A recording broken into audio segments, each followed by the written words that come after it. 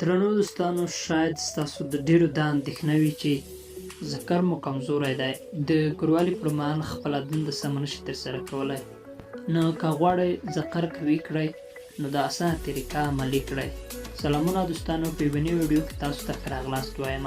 په دې هیله چې چینل در سره سبسکرایب کړئ، همدارنګه د ګونګړي نشان هم ووهئ چې راتلونکې ویډیوګانې تاسو ته په اسانۍ ورسیږي. طریقه یې داسې ده چې لومړی به یوه دانه بانجان راواخلئ، داسې به یې په منځ کې نیم کړئ. کله مو چې نیم کړ، د بانجان اوبه به یوه ګیلاس ته ترې وباسئ.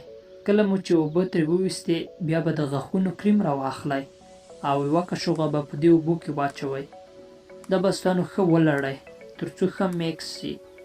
کله مو چې ښه میکس کړل، بیا یې نو خپل ذکر یا پښین ملش کړئ.